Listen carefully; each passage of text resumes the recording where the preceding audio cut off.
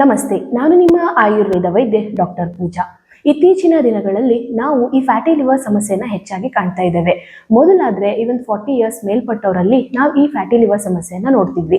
ಹಾಗೇನೆ ಯಾರು alcohol consumption ಜಾಸ್ತಿ ಮಾಡ್ತಿದ್ರೋ ಅವರಲ್ಲೂ ನಾವು ಫ್ಯಾಟಿ ಲಿವರ್ ಸಮಸ್ಯೆನ ನೋಡ್ತಿದ್ವಿ.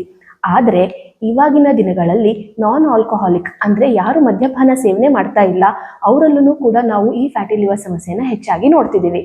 ಯಾಕೆ ಹೀಗಾಗ್ತಿದೆ ಅಂದ್ರೆ ಇದು ನಮ್ಮ ಆಹಾರ ಪದ್ಧತಿ ಮತ್ತು ನಮ್ಮ ಜೀವನ ಶೈಲಿಯಿಂದ ಈ ಸಮಸ್ಯೆನ ನಾವು ಹೆಚ್ಚಾಗಿ ನೋಡ್ತಿದ್ದೇವೆ. ಅಂದ್ರೆ ತೆಗೆದುಕೊಳ್ಳುವಂತ ಆಹಾರದಲ್ಲಿ ತುಂಬಾ ಜಾಸ್ತಿ ನಾವು ಕಾರ್ಬೋಹೈಡ್ರೇಟ್ಸ್ ಗಳನ್ನ ಕನ್ಸಂಪ್ಷನ್ ಮಾಡ್ತಿದ್ದೀವಿ. ಪ್ರೋಟೀನ್, ಫೈಬರ್ ಹಾಗೆ ಗುಡ್ ಫ್ಯಾಟ್ ಏನಿದೆ ಅದು ಕಡಿಮೆ ಪ್ರಮಾಣಕ್ಕೆ ಹೋಗಿದೆ. ಹಾಗಾಗ್ಬಿಟ್ಟು ನಾವು ಈ ಸಮಸ್ಯೆನ ನೋಡ್ತಾ ಇದ್ದೇವೆ. ಅಂದ್ರೆ ಅಕ್ಕಿ ಆಗಿರ್ಬೋದು, ಜೋಳ ಆಗಿರ್ಬೋದು, ಗೋಧಿ ಆಗಿರ್ಬೋದು, ಇದ್ರ ಎಲ್ಲದರಲ್ಲೂ ಕೂಡ ನಿಮ್ಗೆ ಕಾರ್ಬೋಹೈಡ್ರೇಟ್ಸ್ ಹೆಚ್ಚಾಗಿ ಸಿಗುತ್ತೆ. ಹಾಗಾಗ್ಬಿಟ್ಟು ಈ ಸಮಸ್ಯೆಯನ್ನ ನೋಡ್ತಿದ್ದೇವೆ. ಅದಷ್ಟೇ ಅಲ್ಲದೆ ಕರಿದ ಪದಾರ್ಥಗಳನ್ನ ತಿನ್ನೋದು, ಫ್ರೈಡ್ ರೈಸ್ಗಳನ್ನ ತಿನ್ಬೋದು. ಅಂದ್ರೆ ಚಿತ್ರಾನ್ನ, ಪುಳಿಯೋಗರೆ, ವಾಂಗಿಬಾತ್ ಇದೆಲ್ಲ ಏನು ಐಟಮ್ಸ್ಗಳು ಬರುತ್ತೆ ಇದು ಎಲ್ಲವೂ ಕೂಡ ಫ್ರೈಡ್ ಐಟಮ್ಸ್ಗಳಲ್ಲೇ ಬರುತ್ತೆ. ಅದಷ್ಟೇ ಅಲ್ಲದೆ ಡೀಪ್ ಫ್ರೈಡ್ ಐಟಮ್ಸ್ಗಳಾಗಿರಬಹುದು, ಫ್ರೆಂಚ್ ಫ್ರೈಸ್ಗಳಾಗಿರಬಹುದು, ಈ ತರದ ಆಹಾರ ಪದಾರ್ಥಗಳಿಂದ ನಮಗೆ ಫ್ಯಾಟಿ ಲಿವರ್ ಸಮಸ್ಯೆಯನ್ನ ಹೆಚ್ಚಾಗಿ ನೋಡ್ತಿದ್ದೇವೆ. ಅದಷ್ಟೇ ಅಲ್ಲದೆ ಆಲ್ಕೋಹಾಲ್ ಕನ್ಸಂಪ್ಷನ್ ಯಾರು ಮಾಡ್ತಿದ್ದಾರೆ ಅವರಲ್ಲೂ ನೋಡ್ತಿದ್ದೇವೆ.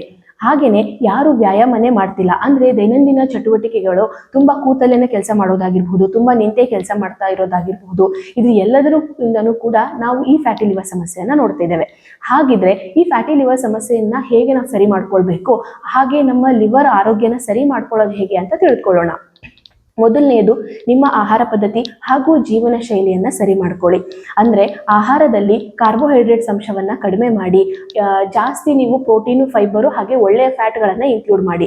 ಅಂದ್ರೆ ಕಾಳುಗಳಾಗಿರ್ಬಹುದು, ಸೊಪ್ಪು ತರಕಾರಿಗಳನ್ನ ಯಥೇಚ್ಛವಾಗಿ ಬಳಸೋದಾಗಿರ್ಬಹುದು, ಹಾಗೆ ಸೀಡ್ಸ್ ಅಂಡ್ ನಟ್ಸ್ ಗಳನ್ನು ನೀವು ಬಳಕೆ ಮಾಡ್ತಾ ಬರಬೇಕು. ಹಾಗೇನೆ ಸ್ಮೋಕಿಂಗ್ ಮತ್ತೆ ಆಲ್ಕೋಹಾಲ್ ಅನ್ನ ಬಿಡ್ತಾ ಬನ್ನಿ. ದಿನಕ್ಕೆ ಏನಿಲ್ಲ ಅಂದ್ರೂ 45 ನಿಮಿಷದಿಂದ 1 ಗಂಟೆ ಆದ್ರೂ ದೈನಂದಿನ ವ್ಯಾಯಾಮ ಅಂದ್ರೆ ಫಿಸಿಕಲ್ ಆಕ್ಟಿವಿಟಿ ಏನಾದ್ರೂ ಒಂದನ್ನ ರೂಢಿಯಲ್ಲಿ ಇಟ್ಕೊಳ್ಳಿ. ಅದನ್ನ ಹೊರತುಪಡಿಸಿ ಒಂದು ಬೆಸ್ಟ್ ಮನೆ ಮದ್ದು ಏನ್ ಮಾಡಬಹುದು ನಿಮ್ಮಲ್ಲಿರೋ ಲಿವರ್ ಆರೋಗ್ಯವನ್ನ ಕಾಪಾಡ್ಕೊಳ್ಳಿಕ್ಕೆ ಅಂದ್ರೆ ಆಲ್ರೆಡಿ ತುಂಬಾ ಜನ ಕೇಳಿರ್ತೀರಾ ನೆಲೆನೆಲ್ಲಿ ಅಂತ. ಅದನ್ನ ನಾವು ಭೂಮಿ ಆಮಲಕ್ಕಿ ಅಂತ ಕರಿತೇವೆ. ಅದರ ಗಿಡವನ್ನು ತೆಗೆದುಕೊಂಡ್ಬಿಟ್ಟು ಸ್ವಲ್ಪ ನೀರನ್ನು ಹಾಕಿ ಪೇಸ್ಟ್ ಮಾಡಿಬಿಟ್ಟು ಅದರಿಂದ ನೀವೇನಿಲ್ಲ ಅಂದ್ರೆ ಒಂದು 15 to 20 ml ಅಷ್ಟು ಅದರ ಜ್ಯೂಸನ್ನು ಎಕ್ಸ್ಟ್ರಾಕ್ಟ್ ಮಾಡ್ಕೊಂಡ್ಬಿಟ್ಟು ಬೆಳಗ್ಗೆ ಖಾಲಿ ಹೊಟ್ಟೆಯಲ್ಲಿ ಪ್ರತಿನಿತ್ಯ ಸೇವನೆ ಮಾಡ್ತಾ ಬರಬೇಕು. ಇದರಿಂದ ನಿಮ್ಮ ಲಿವರ್ ಆರೋಗ್ಯ ಕಾಪಾಡ್ತಾ ಹೋಗುತ್ತೆ. ಅಕಸ್ಮಾತ್ ನಮಗೆ ನೆಲೆಯಲ್ಲಿ ಗಿಡ ಸಿಗ್ತಿಲ್ಲ ಹಸಿದು ಅಂತ ಅಂದ್ರೆ ಈ ಗ್ರಂಥಿಗೆ ಅಂಗಡಿಗಳಲ್ಲಿ ಅದರ ಪೌಡರ್ ಕೂಡ ಸಿಗುತ್ತೆ. ಅದನ್ನ 3 ರಿಂದ 5 ಗ್ರಾಮ್ ಅಷ್ಟು ಆ ಪೌಡರ್ ಅನ್ನ ನೀವು ಉಗುರು ಬೆಚ್ಚಗಿನ ನೀರಲ್ಲಿ ಹಾಕೊಂಡು ಎಂಟಿ ಸ್ಟಮಕ್ ಅಲ್ಲಿ ಕುಡಿತಾ ಬನ್ನಿ. ಇದರಿಂದ ನಿಮ್ಮ ಲಿವರ್ ಆರೋಗ್ಯ ಕಾಪಾಡಿಕೊಳ್ಳುತ್ತೆ. ಹಾಗೇನೆ ನಿಮ್ಮ ಇಮ್ಯೂನ್ ಸಿಸ್ಟಮ್ ಅನ್ನು ಕೂಡ ಬೂಸ್ಟ್ ಮಾಡ್ತಾ ಬರುತ್ತೆ. ಇದಿಷ್ಟು ಲಿವರ್ ಬಗ್ಗಿನ ಮಾಹಿತಿಗಳು. Thank you.